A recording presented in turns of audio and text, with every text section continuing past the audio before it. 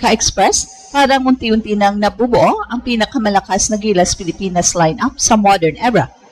Sa gitna ng paghahanda ng ating national team para sa 2026 Asian Games sa Nagoya, Japan, sobrang uminit ngayon ang usapan matapos lumabas ang posibilidad na magsama-sama sina Kai Sotto, Justin Brownlee at Benny Boatwright para sa title defense campaign ng Pilipinas. At kapag tuloy ang mangyari ito, posibleng manginig muli ang buong Asia. Mainit na pinag-usapan ngayon ang naturalization process ni Benny Boatwright matapos siyang humarap sa Senate hearings kasama ang SBP officials nitong linggo.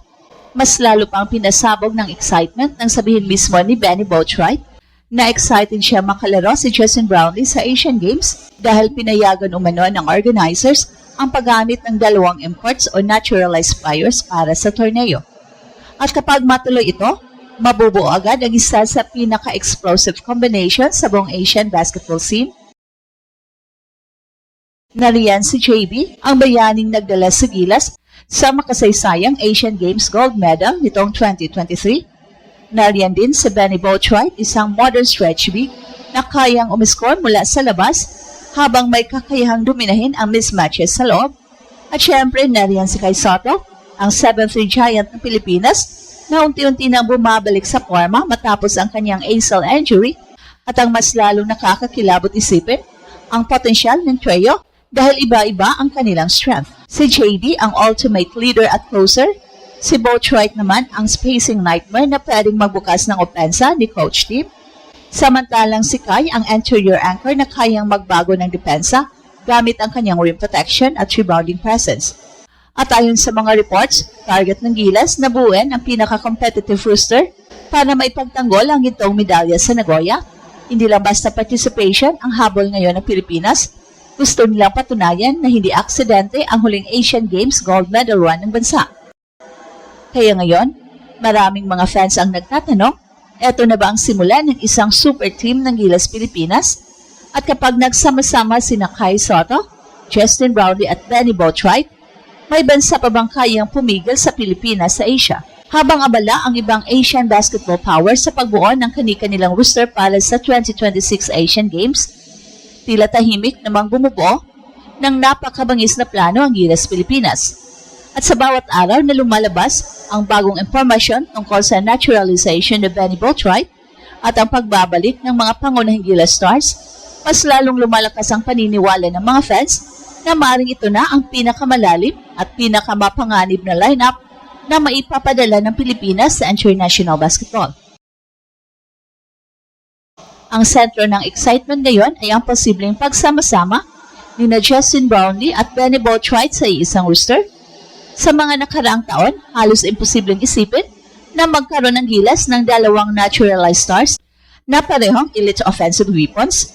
Pero dahil sa setup ng Asian Games at sa ongoing naturalization process ni Boatwright, unti-unting nagiging realidad ang dating parang fantasy lineup lang ng mga fans. At mismong si Boatwright ay hindi na itinago ang excitement niyang makasama si JB sa ating national team. Napakaliking bagay nito para sa sistema ni Coach Tim Cone. Dahil kung si JB ang puso ng Gilas, posibleng si Boatwright naman ang magiging ultimate matchup problem laban sa ibang Asian teams. Hindi siya ordinaryong import na nakabase lang sa lakas o athleticism. Ang pinakamalaking asset niya ay versatility.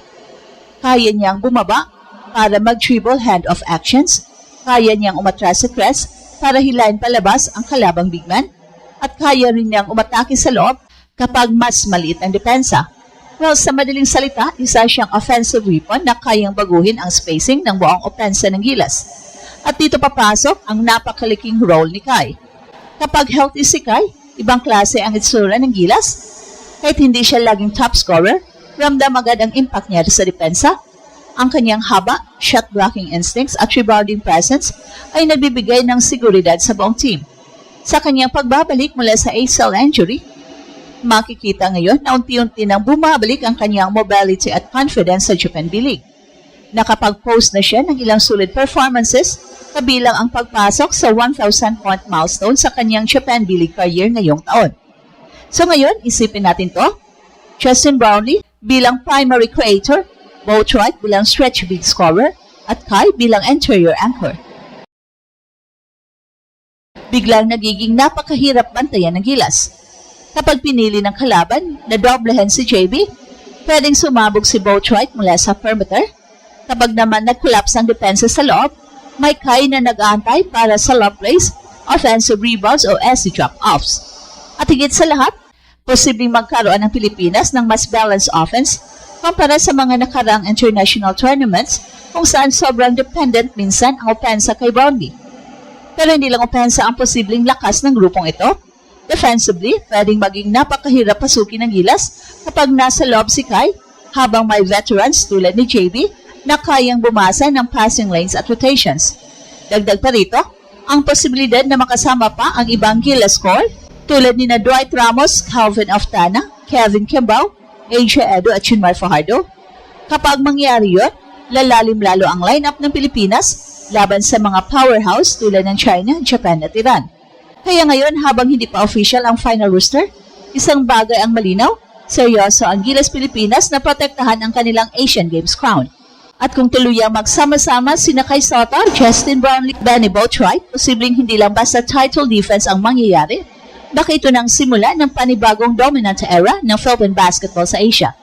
Kaya habang mas lumalalim ang usapan tungkol sa posibleng kombinasyon ni Kai Sota, Justin Brownlee at Benny Boatwright para sa Asian Games, mas lalo ring naiintindihan ng mga fans kung gaano kalaki ang pwedeng maging epekto nito sa buong Asian basketball landscape. Kaya kung tutusin, bihirang magkaroon ng gilas ng lineup na may ganitong klaseng halo ng size, versatility, experience at international level talent sa isang roster. Sa nakarang Asian Games gold medal run ng Gilas noong 2023, napatunayan na si Justin Brownlee kung gaano siya kahalaga sa sistema ni Coach Tim Cone. Hindi lang dahil sa kanyang scoring o clutch shots, kundi dahil sa kanyang leadership at composure sa pinakamabibigat na sandali. Siya ang player na kayang pakalmahin ang buong team kapag magulo ang laro. Siya rin ang kayang sumalo ng pressure kapag di kita na sa dulo. At yan ang dahilan kung bakit marami pa rin naniniwalang si JB ang puso ng modern Gilas era. Pero ngayong posibleng madagdagan siya ni Benny Boatwright, ibang usapan na yon. Dahil si Boatwright ay nagbibigay ng bagay na bihirang magkaroon ng Gilas noon, isang naturalized player na kayang maglaro bilang modern stretch forward habang may kakayang sumabog sa opensa anumang oras. Sa kanyang career sa international basketball at professional leagues, kilala siya bilang isang scorer na kayang gumawa ng puntos mula sa kahit anong area ng court. Kaya niyang umatake off the dribble, tumira mula sa tres at gumamit ng kanyang lakas para umatake sa mismatches sa ilalim. At ito ang Express Info kung saan bawat kwento ginulat ang mundo. Don't forget to like and subscribe.